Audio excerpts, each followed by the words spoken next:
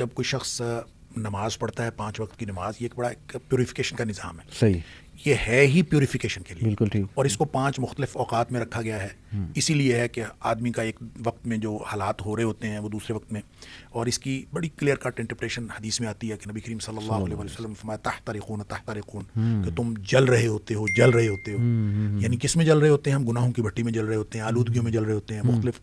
حتی اذا صلیتم الفجر، تم نماز فجر پڑھتے ہو، غسلتھا، وہ اس کو دھو ڈالتی ہے. سبحان اللہ. ثم تحترقون تحترقون، پھر تم وہی کام کرتے ہو، پھر جل رہے ہوتے ہو. حتی اذا صلیتم الظہر، ظہر کی نماز پڑھتے ہو، غسلتھا، اس کو کر دیتی ہے، ٹھیک کر دیتی ہے. تو یہ گویا ایک پیوریفیکیشن. اسی طرح آپ نے 5 نمازوں کا ذکر کیا. زبردست. نبی پاک صلی اللہ علیہ وسلم جن کو جوامع الکلم عطا فرمایا گیا تھا، آپ مختصر الفاظ میں بہت بڑی بات فرما دیتے تھے.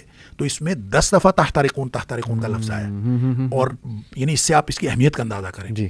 پھر آپ نے جب عشاء کی بات فرمائی کہ حتی اذا صلیتم العشاء غسلتھا، اس کو دھو ڈالتی. تو اس کے بعد آپ نے یہ نہیں کہا کہ ثم تحترقون تحترقون، آپ نے فرمایا ثم تنامون، پھر تم سو جاتے ہو. صحیح. تو اس کا مطلب یہ ہے کہ آپ پیوریفائی ہو کے سوئیں. زبردست. ٹھیک ہے. اور اپنے آپ کو پاک صاف کر کے سوئیں. ثم تنامون.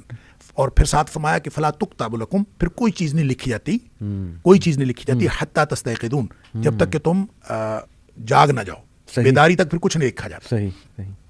اس کا مطلب یہ ہے کہ اگر ہم عشاء پڑھ کے سوئے نہیں تو پھر ہم کیا کر رہے ہیں؟ تحترقون تحترقون کر رہے ہیں. پھر ہم اسی طرح اپنی زبان سے، اپنے ہاتھوں سے اپنے آپ کو گناہوں میں آلودہ کر رہے ہیں. آلودگی میں سوئیں گے تو برے خواب آئیں گے. سبحان اللہ. پیوریفائی ہو کے سوئیں گے تو یہ پروٹیکشن میں سب سے بڑی پروٹیکشن تو یہ ہے کہ آپ 5 وقت نماز پڑھیں. اسی لیے یہ جو نماز ہے وطر کی، یہ عشاء کی نماز نہیں ہے. یہ وطر کی نماز عشاء کی نماز کا حصہ نہیں ہے. یہ رات کی آخری نماز ہے. بالکل ٹھیک.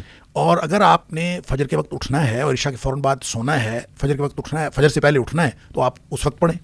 اور اگر آپ نے نہیں اٹھنا تو پھر آپ وطر پڑھ سکتے ہیں ساتھ، اگر آپ نے فوری بعد سونا ہے. اگر نہیں سونا تو اس کو عشاء کے ساتھ نہ پڑھیں، اس کو سونے سے پہلے پڑھیں.